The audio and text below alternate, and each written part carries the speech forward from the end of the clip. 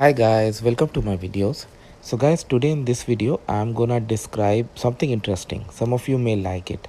This is about tipping in Canada. Yes, you heard it correctly. Well, tipping, as you all might be aware, is not mandatory, but it varies from culture to culture, place to place. And in some places like Canada, if you don't do, you cannot be forced to do it.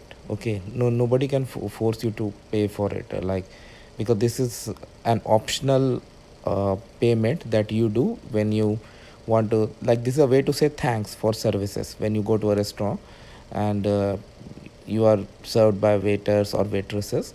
So this is a way to show your appreciation to them.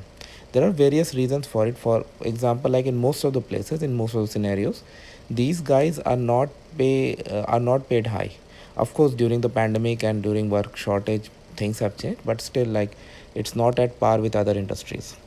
So most of them work at minimum wage. So by tipping, you actually pay the money to them. So this is considered some kind of filling that shortage, that gap. But again, it's not mandatory, and if you don't want, you don't have to pay. In some restaurants, they have the rules, like if you are come in a group of certain number, then they include some amount as gratuity. So it's called gratuity, but in most of the cases it's not required. Like if you go, let's say you go alone or with family of 2 or 3 people, and you are served at a table at a restaurant, at the end, like, you will not be forced to pay the tip, because no restaurant management is going to allow their staff to mandatorily force you to pay the tip. That's not going to happen. So let me explain this to you. So there are certain standard practices in Canada. Like generally people pay at restaurants 15 to 20%. When I say 15 to 20%, it's like not for takeout, or let's say, um, you go to a food court where you have self service, you go to the counter, pick your food, come back. So generally in these scenarios I have not seen people tipping, but it's your choice. If you want to tip, go ahead and tip. If you But especially for dining, I have seen like people paying 15 to 20%. If you pay less than this, or if you don't pay at all, like, it gives like a negative impression that probably you did not like the services, or or the other end, those guys would consider that you are not a good person.